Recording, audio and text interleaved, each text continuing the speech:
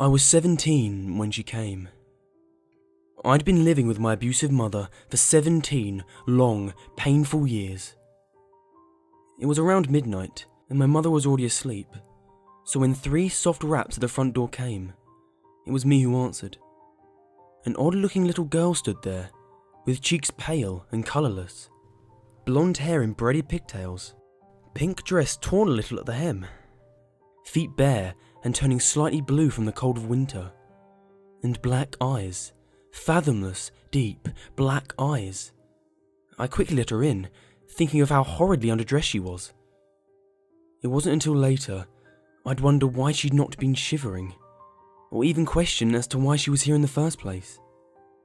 I got her into the living room, rubbing her little form in a thick afghan my grandmother knitted.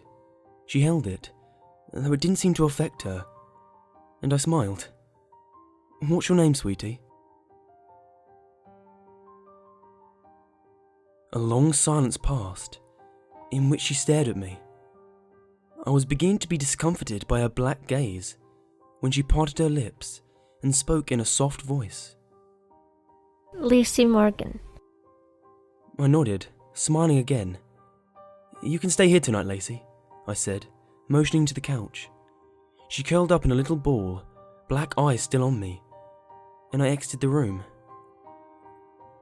That night, I slept soundly, not worrying about my mother beating me or the strange little girl on my couch. When morning came, I was greeted with a coffee mug to the shoulder. I gave a feeble shout of pain, staring at my mother. "What the hell did you do? Why is there dirt on the couch?" she shouted, confusing me greatly. Upon investigating, I found that Lacy had vanished, the only proof she'd been there being some dirt that must have fallen off her dress or feet. I took responsibility, earning myself a strong hit to my cheek, then left for school. While I was there, I heard something that sent chills down my spine. Lacy Morgan was found dead last night. I passed the day waiting for any more news on the subject, but found none.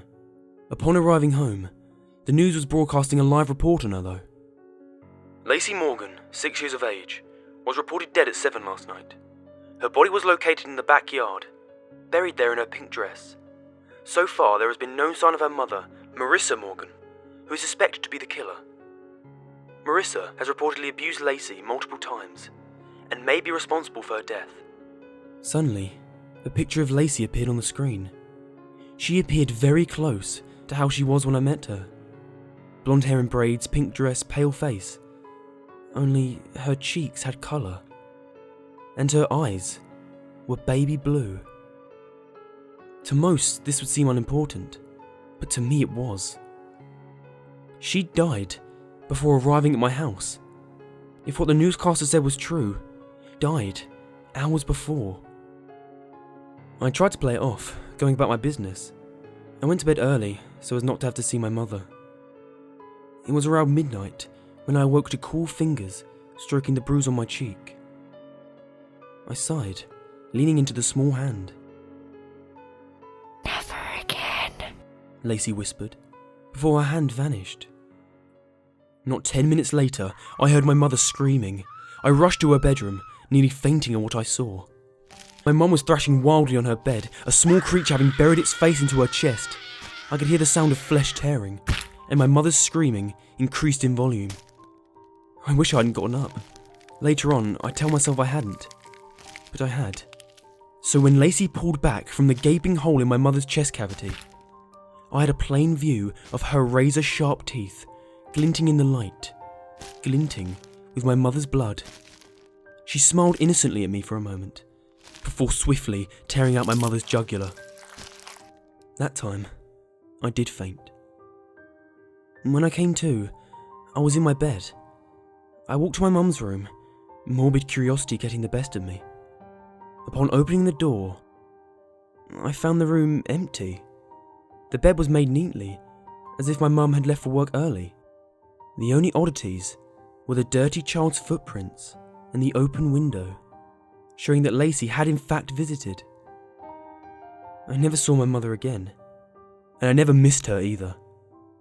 I eventually got married, and we had a child together. I named her Lacy. Recently, I noticed the neighbour's daughter has all sorts of scrapes and bruises on her arm. I've started watching their home, and the other day, I saw something odd. A little girl running barefoot through their backyard, up to their back door. It was around midnight, so I couldn't be for sure, but I thought she met my eyes with her black ones, and I swear she mouthed 2 words at me. Never again.